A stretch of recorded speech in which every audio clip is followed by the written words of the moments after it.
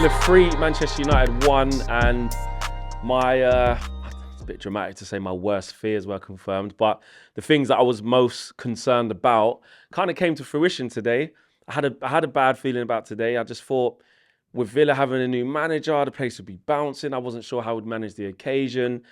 And everything that we could do wrong in the first moments of a game, in the first minutes of a game, we did.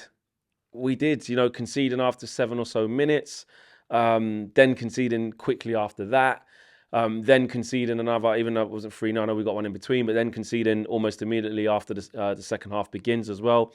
They were just all no-nos. They were all no-nos and all things that you can't do at any Premier League ground, let alone against a team who's got a brand new manager in Unai Emery, who's a very good manager, by the way.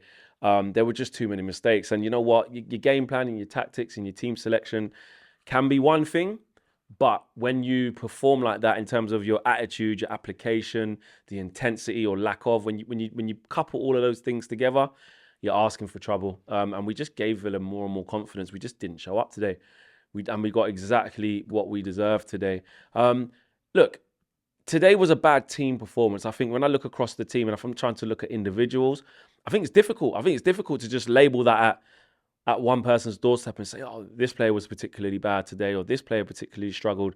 Yeah, there's always a couple in there. I think Eriksen hasn't been himself the last couple of games in terms of on the ball. I don't think he was very good. Martinez had a couple of shaky moments today. He takes a bad touch on the ball that leads to Luke Shaw giving away a free kick that they end up tucking away. And in the first half, I think for their first goal, I think Bailey kind of running in on him. Could he have slid maybe? Just a couple of little things. Casemiro couldn't really impose himself in that midfield. Donny couldn't really get involved. Ronaldo, same thing. Rashford out there on the right is usually not one to light it up on there, and he definitely didn't do it. But collectively, across the whole squad, we just wasn't good enough. I think it's unfair to just label that at one player's doorstep. We just didn't have enough control in the midfield. We didn't look like creating gilt-edged chances, although there were opportunities to make something happen. And I just think this is the perfect example of why we are where we are, and that's not a bad thing. He's just headed it completely back to him. That's going to be a goal. And the thing is, so I just saw Salah in the background there. I should really turn the TV off. It's distracting me.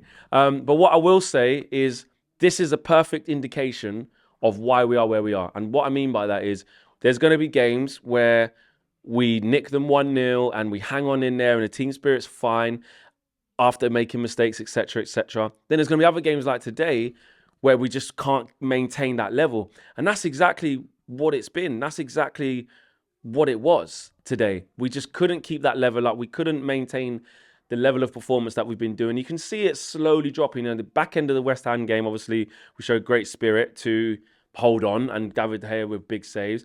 Sociedad, okay, we won 1-0. We kept a clean sheet, but it wasn't the result that we actually wanted. And after scoring the first goal, we kind of went a little bit flat.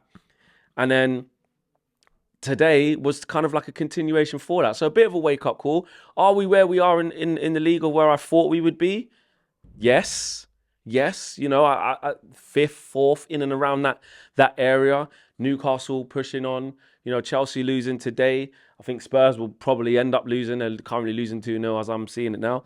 So for me, this is fine. This is our development. This is what's going to happen. We're coming from a really awful place last season where we can't fix everything.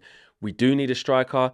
We see what happens when Bruno Fernandes is not there. We see what happens when Rafael Varane's not there. We see what happens when the one player that we really need to get in on the right-hand side to fix the right-hand side isn't playing in Anthony. Look what happens if you have to put Rashford out there, or look what happens when you have to put maybe Elanga out there, or just switch it up a little bit, or Jadon Sancho wasn't available. So, look, I understand where we're at. So I'm not mad at that. I'm really not mad at that situation of that these results can happen.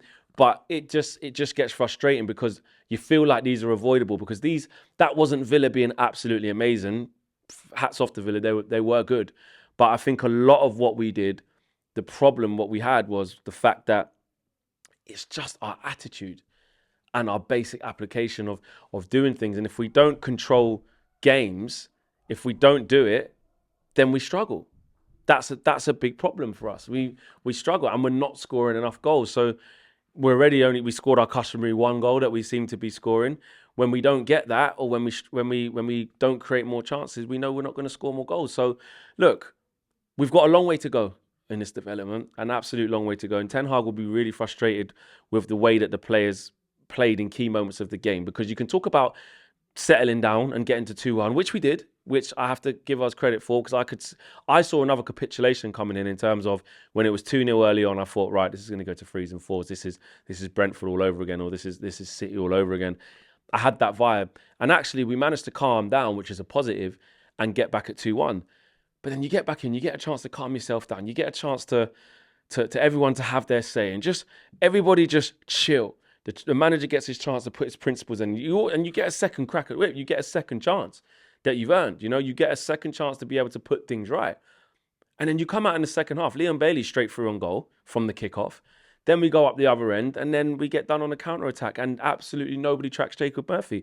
So I think Luke Shaw said it. Not only did we lose the game in the first 20 minutes, but we also lost the game in the second 20 minutes because we just wasn't able to get any form of rhythm going from minute 1 of that game today. And fair play to Aston Villa, because they didn't let us. They were pressing us. I think the two up front in Bailey and Watkins gave us problems all day. And Buendia was just dropping into pockets. How many times did that happen where players were just dropping into the pockets and picking up the ball and just turning us? One of my biggest kind of plaudits for Man United this season is the fact that I've said many times, how many chances have we conceded where we're running back towards our own goal, someone's running in on us, and it's really open. Hasn't really been happening, but today it literally was that. That's literally the manner of the goals, conceding possession high up, running back towards our own goals, simple cutbacks, or conceding possession to somebody dropping into the pocket. The midfield line's been broken, and then they get turned, and then they're running at us. That was the nature, and obviously the free kick, which was a good free kick. So that was the concerning thing for me today. Look, and squad management going forward now. I think Ronaldo, look, I know that Ten Hag doesn't want him as the main guy. He doesn't want him as the main striker. But he's had to make do with him. He's had to use him where he's needed to. Now Martial's fit for the next couple of games up until the World Cup, and Martial almost certainly not going to go to the World Cup. I'd be amazed if he did. That's a situation now where he can rest, recoup. But we've got Villa again on the Thursday. What are we doing? I think Ten Hag's going to go like he always does and just plays the best team available for that game. It'd be nice to go on a cup run. I understand that. We need to win the game as well, to make sure we go through to the next round. But that Fulham game coming very, very shortly after that is huge as well. We need to make sure that we're there. We need to make sure that we avoid this type of situation, what we saw today. Because I tell you what, if you go to Craven Cottage and perform like we did against Villa as well, we probably get beat again. The attitude's got to be right. It's got to be bang on. So for me, really disappointing. I had a feeling that new manager bounce would come, coupled with us just not quite being there. And it could have been worse today. It could have been worse. But at no point did I feel like we was going to kind of elude that defeat. And it just didn't happen. So roll on Thursday night. Peace.